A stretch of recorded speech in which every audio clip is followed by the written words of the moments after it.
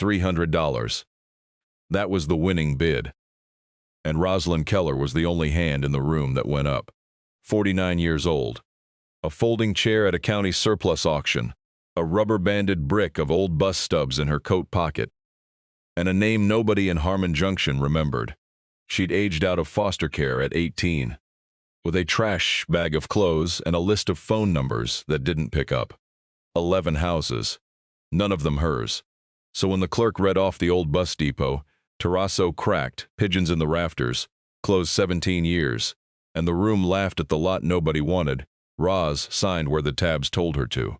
She meant to gut it and sell the brass. She did not know that behind the roll-down schedule board, in a wall of pigeonholes that didn't belong to any post office, something had been waiting for her since the night she was 16 and $3 short.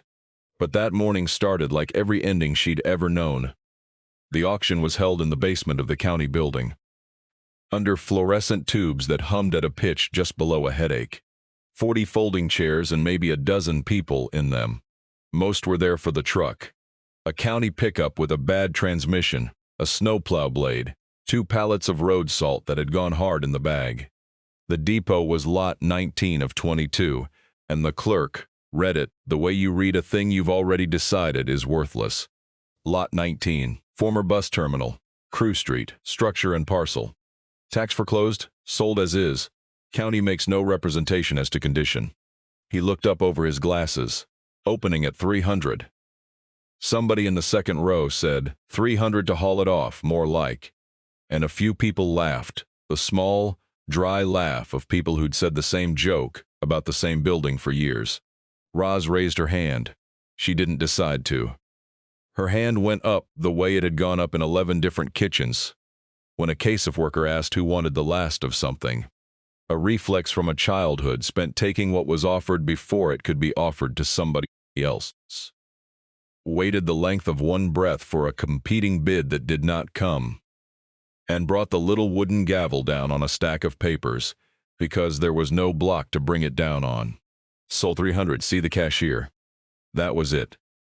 16 years of marriage took a stapled packet to undo, she'd heard people say. Roz had never been married. A whole building changed hands in under a minute, and the room had already moved onto the snowplow blade.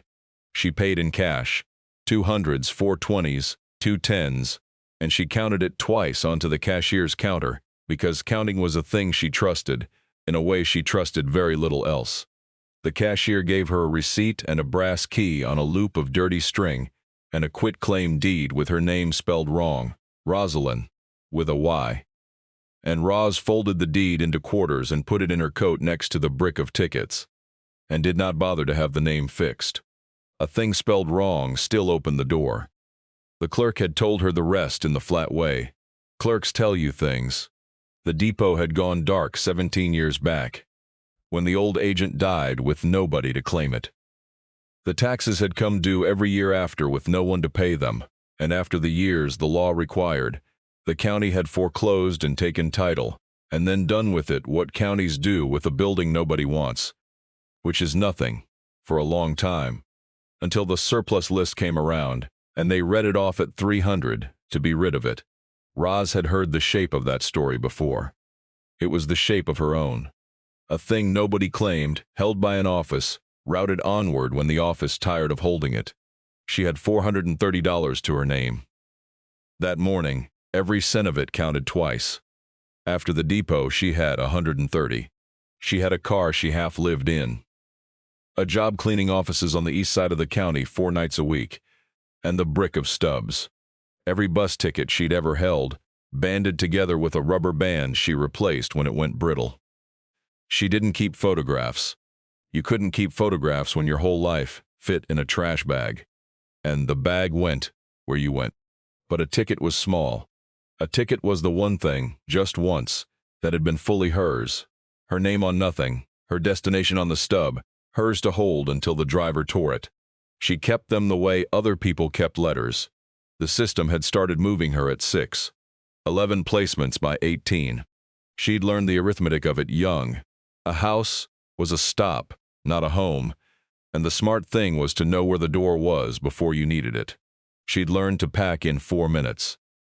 She'd learned which families fed you first and asked questions later, and which did it the other way around.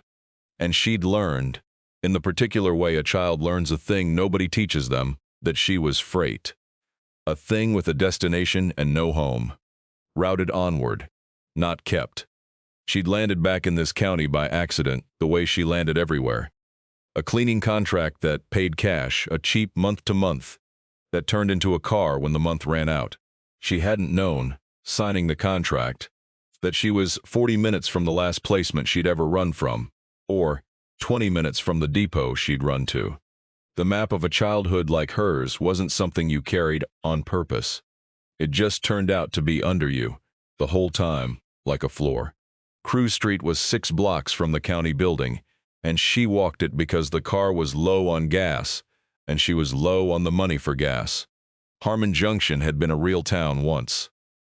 3 highways met here, before the interstate went in, 12 miles north and pulled the traffic off the old roads like a tide going out. Now Cruz Street was half storefronts with paper in the windows. A diner with the lights on. A hardware that had become a hardware and everything else. And at the end, where the street widened for the buses that no longer came, the depot. It was bigger than she remembered. She had told herself she didn't remember it at all. But her feet slowed at the corner. The way feet do at a place, that means something the mind won't admit to. Brick, 2 stories, with a deep canopy over the loading bays where the coaches used to pull in nose first. The big front windows were soaped over or broken. Pigeons sat along the canopy edge in a gray row. Above the doors, in letters that had once been gold and were now the color of an old tooth, it still said Harmon Junction, Motor Coach Lines, and under that smaller Garrity, prop. Roz stood and looked at the name for a while. Garrity. It moved something in her she didn't have a word for and didn't go looking for one. She had a building to gut. The brass key turned hard, and then all at once, and the door swung in on the smell of a place that had been holding its breath for 17 years. Dust and pigeon and cold stone and, under it faint, the ghost of diesel that a building soaks up over 40 years and never fully lets go of. She stood on the threshold and waited for her eyes to come up to the dark. The main hall was a single high room, with that cracked terrazzo full floor, gray and green and a pattern somebody had been proud of once. A long wooden bench, the kind with the high curved back, ran down the middle, bolted to the floor so nobody could carry it off. Though somebody had tried, one end was splintered where a pry bar had worked at the bolts and given up. Along the far wall was the ticket counter, a run of dark wood with a brass grill, and 3 teller windows, and behind it, floor to about head height, a wall of small wooden pigeonholes, furred gray with dust. Above the counter hung the schedule board, a big roll-down affair like a window shade, the kind they pulled down to chalk the departures on, and rolled up at night.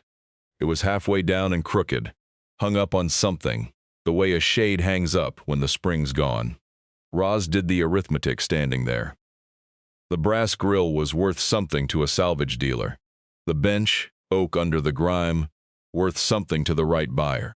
The pigeonhole wall, beadboard, and old-growth pine, worth something as reclaimed lumber to the people who paid stupid money for old lumber now.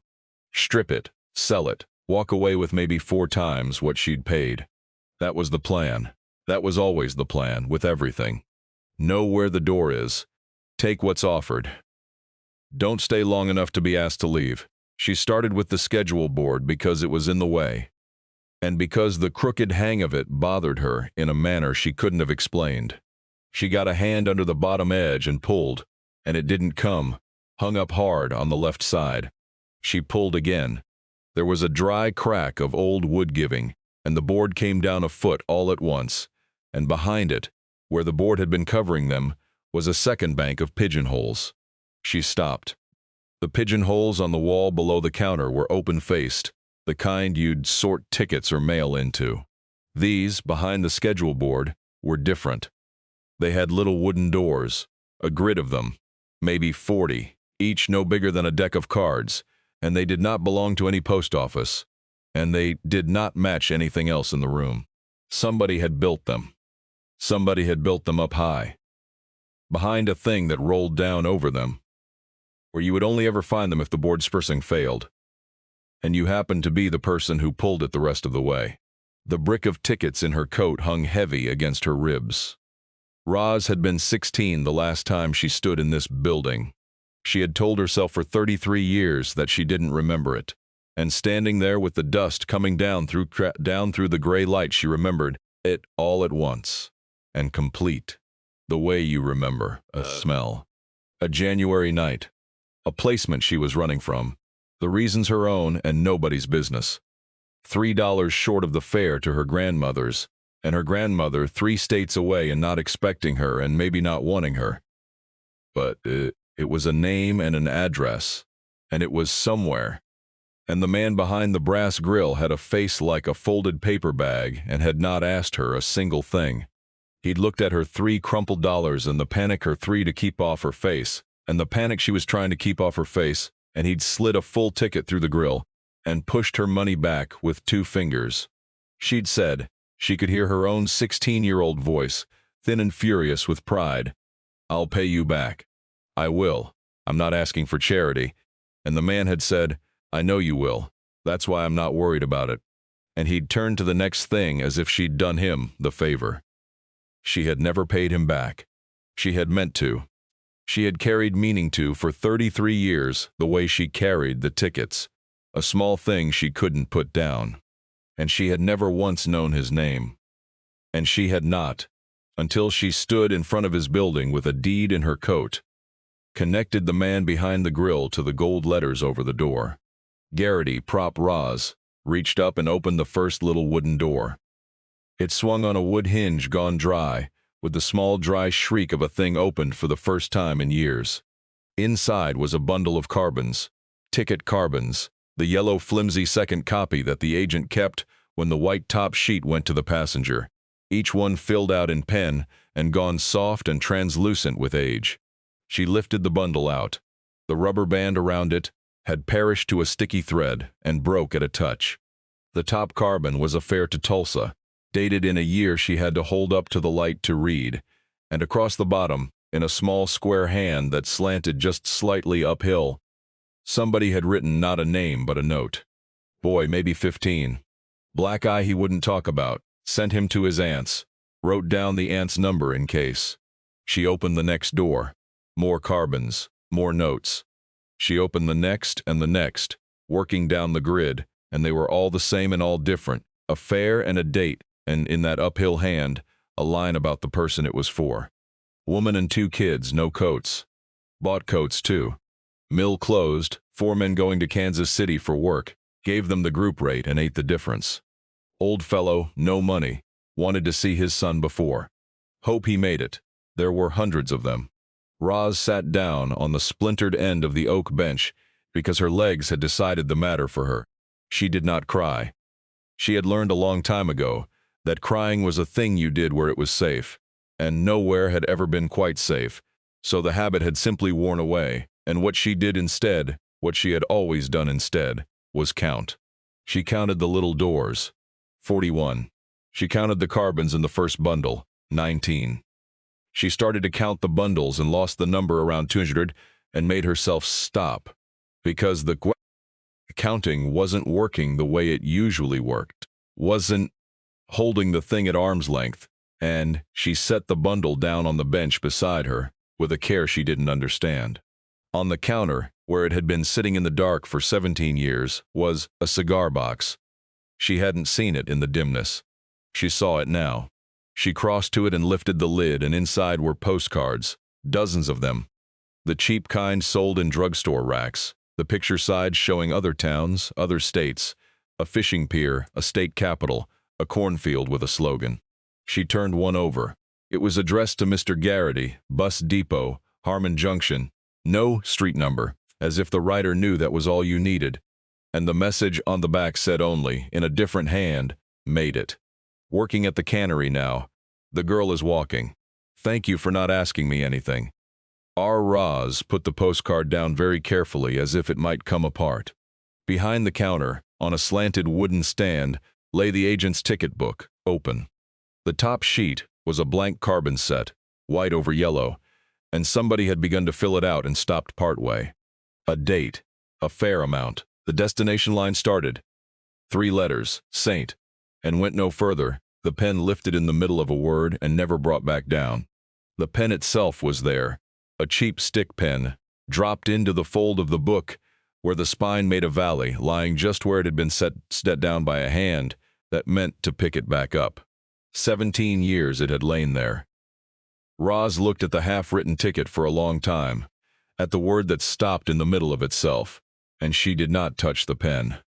Outside, the pigeons shifted along the canopy, and the cold came up off the terrazzo through the soles of her shoes. And somewhere under the floor the building ticked the way old buildings tick when the afternoon turns toward dusk. She had come to strip the brass and sell the lumber, and be gone by dark. She turned the topmost carbon over, the one from the first bundle, to see if there was more on the back. There was one line in the uphill hand. Girl 3 short let her go. Said she'd be back. She did not sell the brass that day or the next. She told herself it was practical. You didn't strip a building you'd owned for one afternoon. You took stock first. You found out what you had. That was the reasonable thing, the thing a person did who knew the value of what she was standing on. She'd said as much, out loud, to the empty hall, and her own voice had sounded strange to her in the high room, and she'd gone back to the cigar box and the little wooden doors instead of finding a salvage number, and that was the truer thing, though she didn't say that part out loud. She slept that first night in the car, in the lot behind the depot, because the car was where she slept, and there was no reason the depot should change that. But she woke before light with the cold in her hands and went in through the back, through the loading bay where the coaches used to pull up, and she stood in the gray hall with her breath smoking and looked at the wall of doors, and she understood that she was not going to be able to leave until she had read all of it. So she did the thing she knew how to do when her life had no shape, which was to make a small order out of a small space. She found a broom and swept a corner of the terrazzo clear. She found, in a back room that had been the agent's office, a wooden chair and a desk with a green blotter gone to powder. And she carried the chair out into the hall where the light from the loading bay reached, because she didn't want to read these in the dark of the back room. She set the chair by the bench. She took the bundles down from the little doors, one wall section at a time, so she would not lose track of which had come from where, and she laid them out on the oak bench in the order she took them, and she began to read. It took her 4 days. She read the way she'd learned to read a new house, fast first, for the exits, then slow for the truth of the place. The carbons went back further than she'd guessed. The oldest she could find was dated 40-some years before the building closed, and the ink on it had gone the brown of weak tea, and the hand was the same uphill hand it would be on every carbon after. Only younger, the letters a little rounder, not yet worn down to the spare quick strokes of the later years. A man writes the same way his whole life, she thought, and watched his writing age across the bundles like a face. The notes were never long. That was the thing that got into her, past the counting, past the arm's length. A lesser man would have written more. A man performing his own goodness would have filled the margin. Otis Garrity wrote the fewest words that would hold the person. Soldier, going home, wouldn't say from where. 2 sisters. The young one did the talking. Man with a guitar and no case for it. Played me one song, worth more than the fare, and under so many of them, in one form or another, the same closing line, the line that began to feel to Roz less like a habit and more like a vow. Didn't ask. None of my business why. Just the fare. She read his voice into the empty hall after a while, quietly, because it felt wrong to let words that plain go back into silence unsaid. They were not the narrator's words, not the smooth, told-aloud cadence of the building's long story. They were plainer than that. Clipped. A little dated. The grammar of a man who'd left school early and read the King James and the bus schedules and not much else, and had made of those 2 books a way of speaking that was all bone and no fat. The lamp on the platform burned out. Bought a new one. A station ought to have a light on it for the late coach, even when the late coach isn't coming. Roz stopped at that one and read it twice, and could not have told you why. On the third day, she walked up Crew Street to the diner, because she had not eaten anything but gas station food in 4 days, and her hands had started to shake over the carbons. The diner was called Maybelle's, and the woman behind the counter was broad and gray and quick, and she looked at Roz over the register for a long 3 seconds. The way you look at a face you're trying to place. "You bought the depot," the woman said. It wasn't a question, and it carried the length of the room, and 2 old men in a booth turned to look. "I did," Roz said. $300. The woman shook her head, but not unkindly. "County's been trying to give that building away for years. Nobody'd take it on account of the liens and the code violations and the demolition order. Everybody figured was coming." She set a mug down in front of Roz without being asked and filled it. "Roof's fine, by the way. I climbed up there myself in 90-something to fetch a kid's kite. Otis built that place to last." She wiped a ring off the counter. "You watch yourself, though. Men have wanted this block for years. Tax office dumps a thing on the surplus list, the commissioners don't even look. But they look quick enough once it sells." "You knew him," Roz said. The woman, whose name turned out to be Maybelle, and who had owned the diner for 31 years, went still in the small way people go still when you've touched a thing they keep. "Everybody knew Otis," she said, "and nobody knew him, both at once. He had this place going on 40 years. Sold you a ticket, told you the coach was running 9 minutes late. Never told you one single thing about himself." She wiped the counter that didn't need wiping. "He pulled my husband's truck out of the ditch on the pike one February.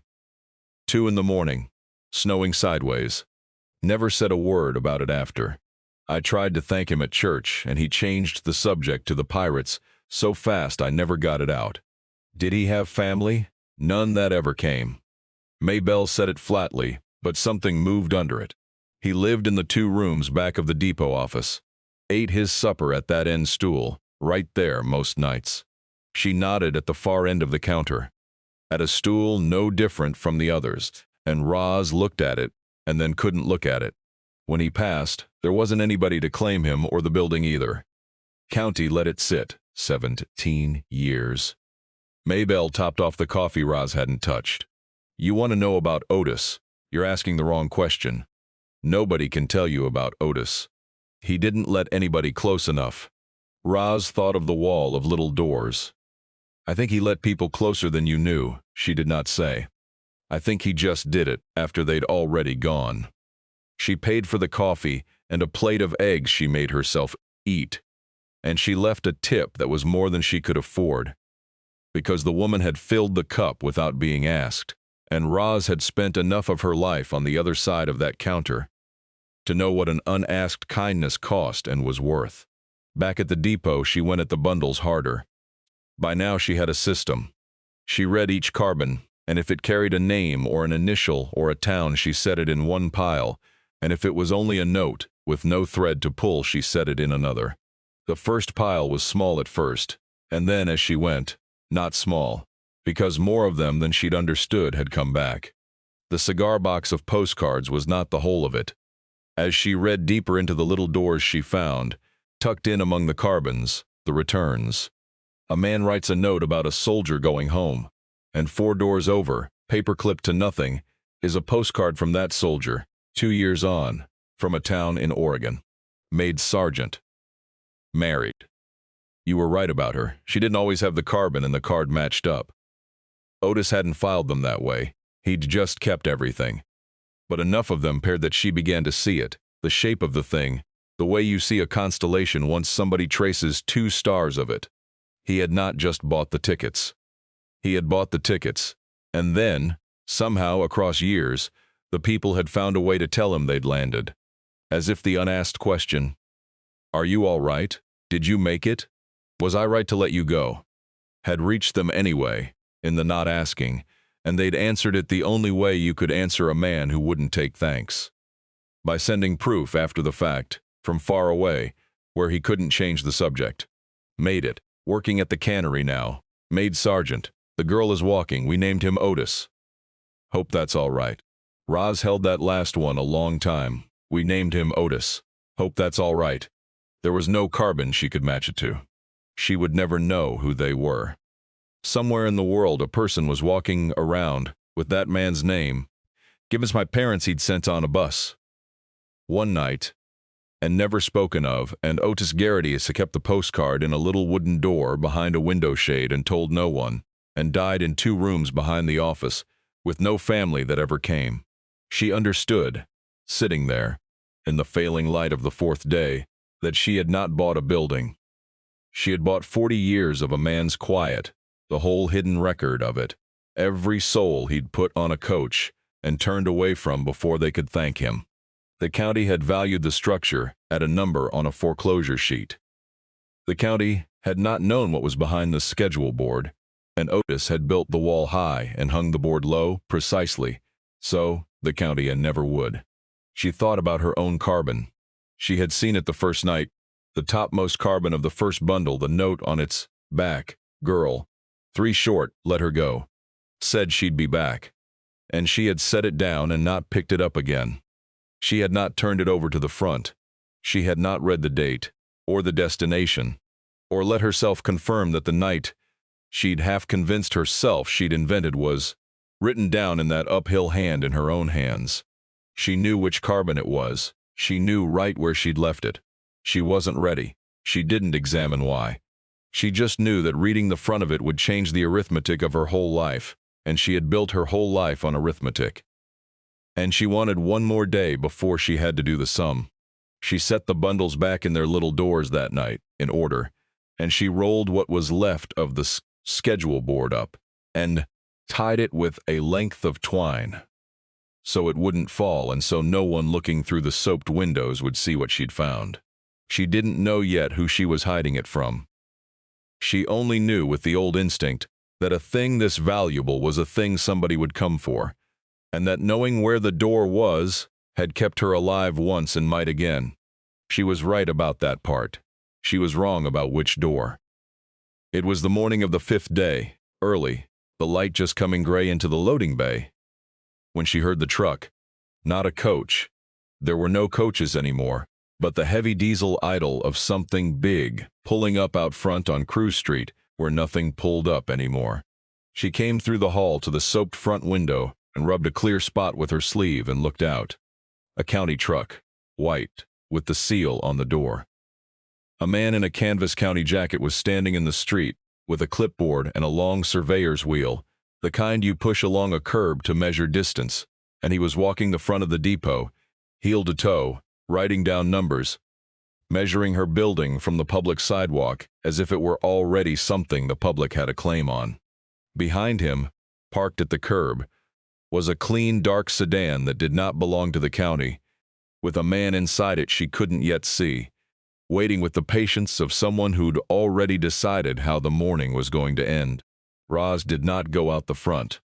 She went out the back, through the loading bay, and came around the side of the building on the cracked apron, where the coaches used to swing wide, so that when she stepped into view she was coming from her own party and not from behind. Her own soaped glass, like a woman caught at something. The man with the surveyor's wheel straightened up when he saw her. "Morning," he said. "County. Just taking some measurements." He said it the way the auction clerk had read the lot, the flat voice of a man doing a thing he'd been told to do and not asked to explain. "Measurements for what?" Roz said. Not really a question. She'd learned the difference young between a question and a thing you said to make a person account for himself. The man glanced, just barely, at the dark sedan at the curb. The glance was the answer. He said, "You'd have to ask about that," which was a different way of saying the same thing the glance had said, and he wrote another number on his clipboard. The sedan door opened. The man who got out was 60, maybe, in a good wool overcoat that had no business on Cruise Street, and he moved like a man who was early for everything, and had never once in his life had to hurry. He came up the apron with his hand already out. "Miss Keller. Hale Brubaker." He let the hand hang in the cold air a second past comfortable when she didn't take it, then withdrew it without any sign it had cost him. County Commissioner, I won't keep you. I know you've got your hands full with. He looked up at the depot, the soaped windows, the pigeons, all this. Commissioner, Roz said, I'll be plain, because I think you're a plain dealer, and I respect that. Brubaker turned a slow half-circle, taking in the depot and the empty lot beside it, and the width of Crew Street where it opened out, the way a man takes in a thing he's already drawn lines on in his mind. This block's been dying since the interstate went in. You know that better than anybody. After a week in that building, the county's got a redevelopment plan on the table, has had for a couple years now. Clear this end of Crew, put in a municipal lot, bring some parking down here, so the businesses that are left have a fighting chance. He nodded back toward Maybell's. Diner like that can't survive if folks can't park. It was a good speech. Roz noted, the way you note the exits, that it was a good speech, smooth at the seams, the self-interest folded so neatly inside the public good that you'd have to already know to look for it. The depot's not for sale, she said. I understand. Brubaker didn't blink, and ordinarily that'd be the end of it. But here's the thing I came to tell you myself, rather than let you find it in a letter. Because I don't think that's a kind way for a person to learn it. He paused, and the pause was practiced. The county's filed to have this end of the block declared blighted. The depot's part of that filing. Once a blight finding's made, the county can acquire the parcels in the redevelopment area. That's eminent domain, you've heard the term, and pay you fair market value. For a tax-foreclosed structure, the county already wrote off. That's not going to be a large number. But it's a clean walk. He let that sit. You'd come out ahead of where you went in. $300 to a check. Most people in your situation would take that and not look back. Your situation. He'd done his homework then, or somebody had. He knew the car. He knew the cleaning job, maybe. He'd looked her up the way you look up a person you intend to move. And if I don't take it, Roz said, then the blight finding goes forward at the hearing, and the county acquires it anyway. And you get the same check minus whatever you spend fighting a thing that's already decided. He said it without heat, almost gently, which was worse than heat. I'm not threatening you, Miss Keller. I'm doing you the courtesy of arithmetic. You strike me as a woman who can do arithmetic. He set a card on the windowsill, since she wouldn't take it from his hand. My office. Think it over. People generally come around once they've sat with the numbers a few nights. He got back in the sedan. The county man rolled his surveyor's wheel back to the truck, and the two vehicles pulled away down Crew Street, leaving Roz on the apron of her own building with a business card on the windowsill turning, soft in the damp, and the word blighted, sitting in her chest like a stone she'd swallowed. A thing nagged at her, standing there, and she worked it the way she worked a bus schedule.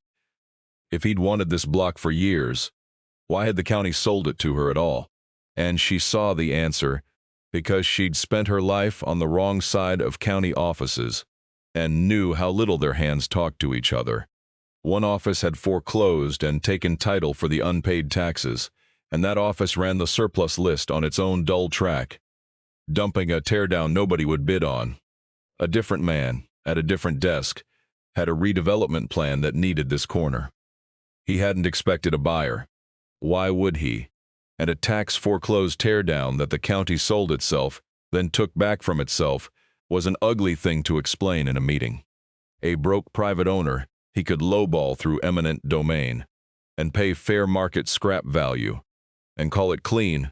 That was a better paper trail than the one he'd have had if no one had raised a hand at all. She had walked into his plan by raising hers.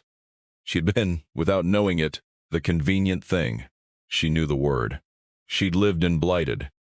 She'd been placed in 3 houses a county. Somewhere had probably stamped with that same word. It was a word that meant not worth keeping, and it had been said about her, in one form or another, her whole life, by people with clipboards, and she had never once had a building to stand inside while they said it. She went back in and didn't read the carbons that day. Oh, sat She sat on the oak bench in the cold and looked at the wall of little doors and ran the numbers, and they wouldn't come out. The numbers were bad. They were as bad as Brubaker thought they were. Worse, because he didn't know how bad. She had $111 left after the eggs and the gas, and a new rubber band for the tickets. She had a cleaning job that paid in cash and didn't ask questions, which was the only kind of job she'd ever been able to keep. And it would not pay for a lawyer, because nothing she had ever done had paid for a lawyer. She had no idea how a person fought a county. She had spent her life learning where the door was, and the thing about eminent domain she was beginning to understand was that it was the county deciding where your door was and walking you through it. She found the money the next day, and for a few hours the finding of it made everything worse. She had been working through the agent's office, the back room with the powdered blotter, because if she was going to lose the building, she at least wanted to know what was in it before Brubaker's people carried it off. In the bottom drawer of the desk, under a county phone book from a year she'd been a child, was a cracker tin. The old kind with a faded picture of a farm on the lid. It was heavy. She pried the lid, and inside was cash. Not a fortune. She counted it. Of course she counted it. And it came to $943 in old bills, some of them so old the faces were the wrong size, 5s and 1s and a few 10s, rubber banded in little sheaves with paper slips that said things in the uphill hand. Ticket fund. For the next one. Don't touch unless somebody needs it. Under the tin was a passbook. It was a savings passbook from a bank in the county seat, the kind with the columns stamped by a teller's machine, deposits and a running balance in faded purple ink. The deposits were small and regular and went back decades. $10, $15. The careful savings of a man who lived in 2 rooms behind his work. The balance at the last stamped entry, 17 years ago, was $4,000 and some. Not nothing. Not a fortune's. Enough that Roz understood, holding it, exactly how Otis had funded 40 years of tickets out of an agent's wages. A dime at a time, a dollar at a time, the cracker tin for the cash and the passbook for the rest. A man who had quietly decided that the difference between what he needed and what he earned belonged to whoever walked in $3 short. And she understood in the next breath why the county had been able to take the building at all. The account had gone dormant when he died. Nobody to claim it. No heir to walk into the bank and say, "This was my father's, here's the death certificate." So the bank had done what banks do with dormant accounts. Nothing, for years. And then turned it over to the state as unclaimed property, the way the law required. And meanwhile the property taxes on the depot had come due every year with no one to pay them. And the small fortune that could have paid them sat frozen behind the same wall of no one to claim him. That had let the county foreclose. The money to save the building had existed the whole time, locked behind a name with no death certificate to match it. He'd saved everyone but the building. He'd had no one to leave it to. Roz sat on the floor of the office with the passbook in one hand, and the cracker tin in the other, and the bad bills spread on the dusty boards, and for the first time in longer than she could remember, she came very close to the thing she didn't do. She didn't cry, but it was near. It was nearer than it had been in years. Near enough that she had to stand up and move, because crying was a thing you did where it was safe. And this building had started, against her every instinct, to feel like it might be safe. And that was the most dangerous thing of all. Safe was the house where they finally fed you first and asked questions later, and then the call came and the trash bag came out. And you were afraid again. She knew better than to let a place be safe. She had built a whole life on knowing better. She put the card back together in her mind. Brubaker, the diner, the clean math of the check, and she made herself walk up to Maybelle's, and she sat at the counter, not at the end stool, and she asked Maybelle if she knew a notary, because the county had given her a buyout draft to look over, and she figured she ought to just sign it and be done. That was the closest she came. The draft was real. Brubaker's office had couriered it to the depot that afternoon. A single page, consent to acquisition, with a number on it that was more than $300, and less than the cost of a used car, and a line at the bottom for her signature. She'd brought it with her. She set it on the counter by her coffee, face up, and took out her pen. Maybelle looked at the paper, and looked at Roz, and didn't say anything, which was its own kind of saying something. Roz uncapped the pen. She put the point to the line, and the draft, which had been lying face up, she turned over without thinking to flatten it against the counter, the way you turn a page to write on the back, and on the back of the county's single clean page was a ring. A coffee ring, pale brown, perfect, where some clerk in Brubaker's office had set a mug down on the stack while it printed. Roz had been looking at coffee rings for 5 days. The carbons in the little doors were full of them. Otis had done his books with a cup at his elbow for 40 years, and the yellow flimsies carried the ghosts of it, faint brown circles overlapping in the corners where his mug had sat. While he wrote down a soldier going home, a girl $3 short. She knew that ring. She'd been living inside that ring for 5 days. And here it was, on the back of the paper, that would let them tear his building down for a parking lot. The same dumb ordinary mark, a working man's cup leaves on a working man's desk. And the two of them, the clerk's ring and Otis's rings, were the same ring, and they meant opposite things. And Roz sat there with the pen on the line and could not make her hand move. She put the cap back on the pen. "You all right?" Maybelle said. "No," Roz said, which was the truest thing she'd said to another person in years, and she folded the draft back into quarters along its crease and put it in her coat next to the deed with her name spelled wrong and the brick of tickets. And she left her coffee half full on the counter and walked back down Crew Street to the depot in the early dark. She didn't sign it. She didn't have a plan instead of signing it. She had $111, a dormant account she couldn't touch, a cracker tin of money she would not spend on herself if she starved, and a hearing date she didn't know yet.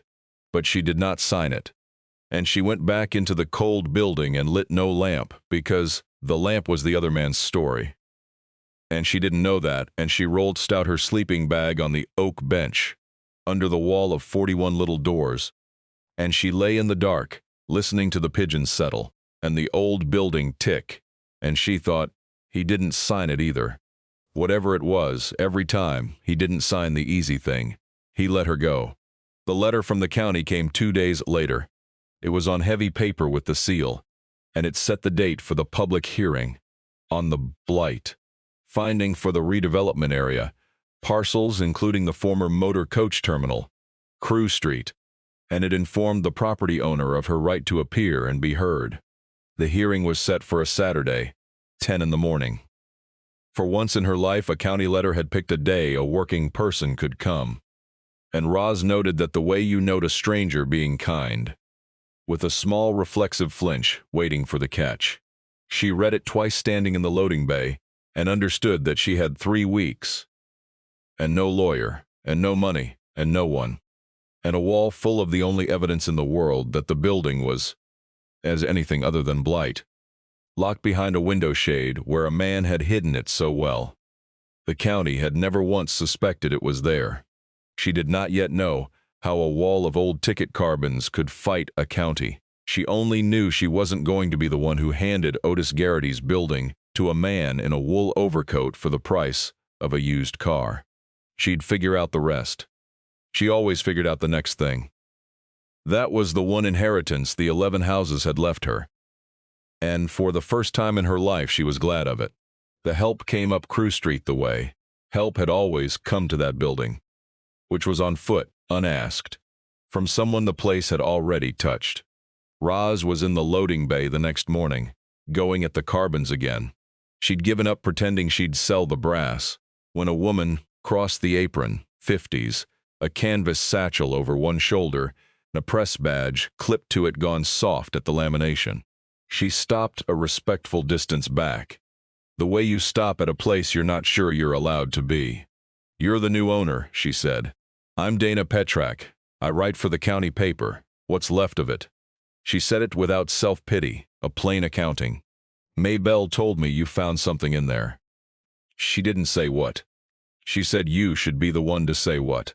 Roz looked at her a long moment, doing the old arithmetic. Where's the door? What does she want? What's the cost?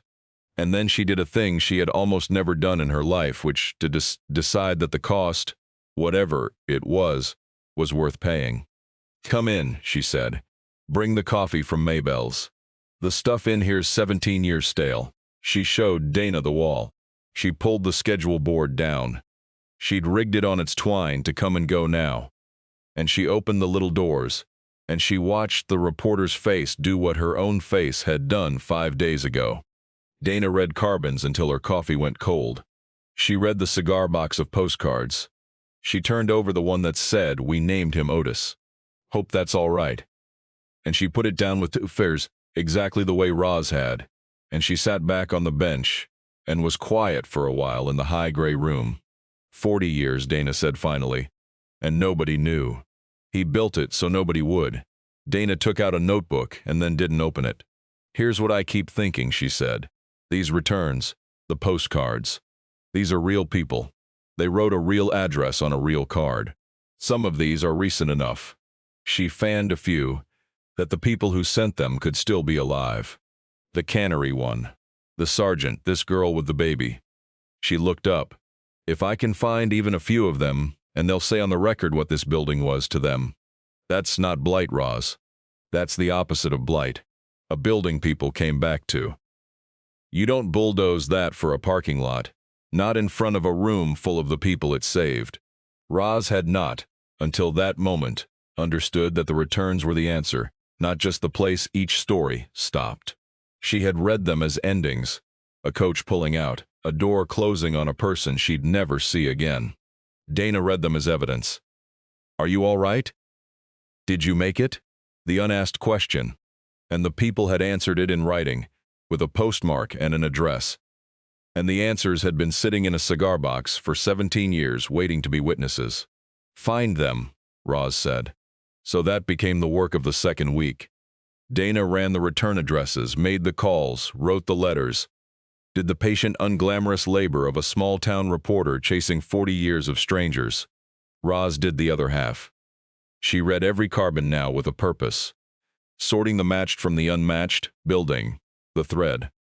And somewhere in the middle of that second week, when the wall was nearly read, and there was nothing left to hide behind, she went back to the first bundle, and the topmost carbon, the one she had set down the first night, and walked around for 2 weeks. And this time she turned it all the way over and read the front. She knew it before she had it square in the light. She knew it by the date. She made herself slow down. She held the yellow flimsy, soft as cloth now, up to the loading bay light, and read her own self into the record of that uphill hand. A January date, 33 years gone. A fare to a town 3 states east, the town her grandmother had lived in. The fare line, the destination, the night she'd told herself for half a lifetime she'd imagined. All of it down in pen, in his careful slant. And along the bottom, the note she'd already seen and fled from. Girl 3 short, let her go. Said she'd be back. And under it, in a different press of the same pen, as if he'd come back to the carbon some other night and added it after. One more line. Wrote her down. She'll be back for it. Roz sat down on the floor of the loading bay with the carbon in both hands. For a moment, the old arithmetic tried to make it a coincidence. One girl among hundreds. He couldn't have known. He couldn't have meant her. But that wasn't it, and she made herself see that it wasn't it, because the truth was both smaller and larger than being singled out. He hadn't known her name. He'd never learned it. He hadn't sat in his 2 rooms for 33 years, pining for a particular girl. What he'd done was simpler and harder to bear. He'd written she'll be back for it about a child who'd looked him in the eye and made a promise. And he'd believed her, and he'd kept the proof, the way he kept everyone's proof, on the chance that one of them was telling the truth. He had not chosen her out of the hundreds. He had chosen to believe each one of the hundreds, her included, when the cheaper thing, the thing the world had taught to expect, would have been to believe none of them. She had carried meaning to for 33 years. He had carried she'll be back for it just as long. They had been holding the two ends of the same promise across 3 decades and the whole width of the country, and neither had ever known the other was still holding on. She had come back, not for him. She hadn't known it was for him. She'd come back broke and cornered and meaning to strip the brass. And the county had sold her the building for the price of the fare he'd once waved off. And she had walked into the one place on earth where she was written down as a person who'd kept her word. She put the carbon in her coat, not with the deed and the draft, in the inside pocket, alone, against her chest, where she could feel the corner of it. That night, she did not lie awake doing arithmetic. She lay awake making a list, people to call, things to find, the order to do them in. It was the first list she'd ever made that wasn't about leaving. The hearing was 8 days out when Dana came in fast through the loading bay, with her satchel half open and a printout in her hand. They moved it, she said. Moved what? The hearing. Brubaker's office refiled the notice. It was set for a Saturday Raws. They did that on purpose the first time, so working people could come. Now look. She put the printout on the bench, the amended notice.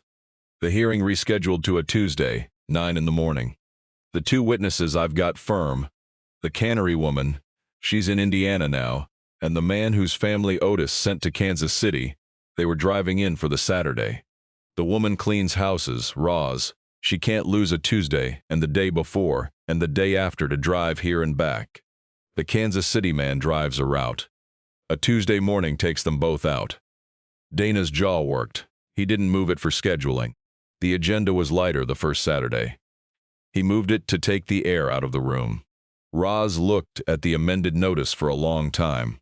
The thing about Brubaker, she was learning, was that he never did the cartoon thing.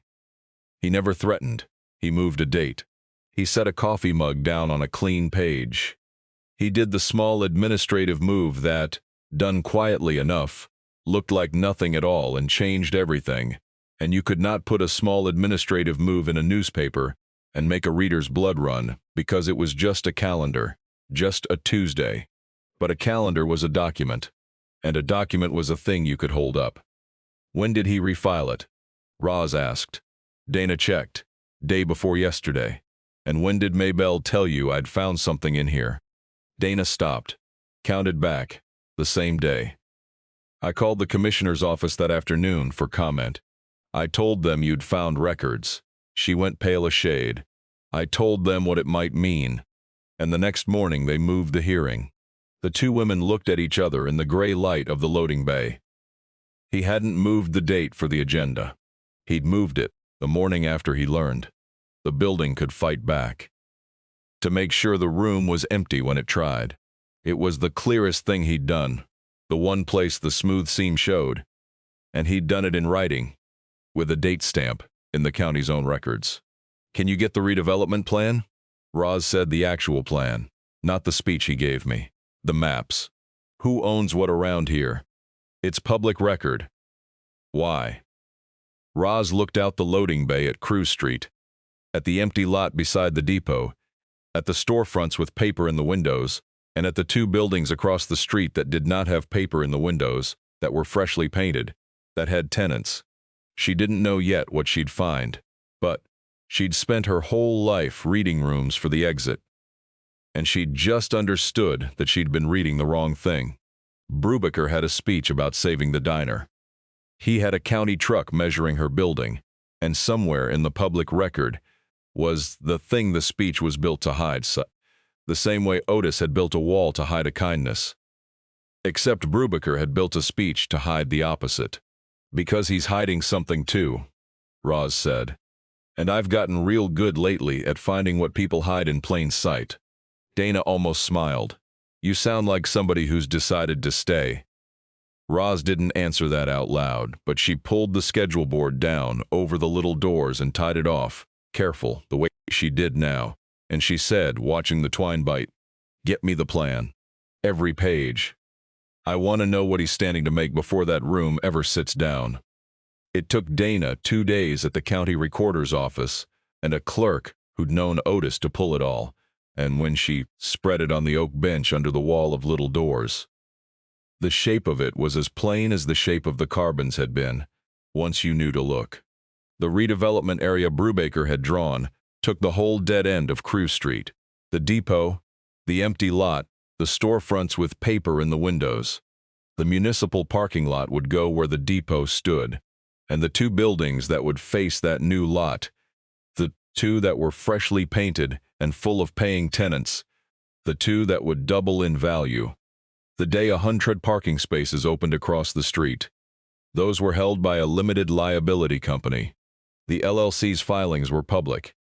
You had to go 3 documents deep, but the registered agent and the listed member came up the same name at the bottom. The way a thing slanted just slightly up comes up the same hand on every page. Hale Brubaker. He wasn't clearing blight. He was condemning a building with a parking lot, so the parking lot would make his own buildings rich. And he'd dressed it in a speech about saving the diner. And he'd moved the hearing to a Tuesday morning, the day after he learned the depot could speak for itself. That's not a redevelopment plan, Dana said quietly. That's a man taking a woman's building to pay for his own. There's a name for that. Pretext. They teach it in the first week of land use law, and they teach it because the courts hate it. A taking for a public use is one thing. A taking that just happens to make the commissioner's adjacent parcels worth double. That's the kind of thing that gets a redevelopment plan thrown out and a commissioner's name in a state ethics filing. Roz looked at the LLC papers and at the carbons and understood that she had 2 stacks of documents now, and they did 2 different jobs. The carbons couldn't beat eminent domain. She'd learned that much asking Dana the hard questions in the second week. The county could take a building everybody loved, if it paid for it, and call it public use. But the carbons could beat blight, because blight had a definition in the statute, a list of conditions a structure had to meet.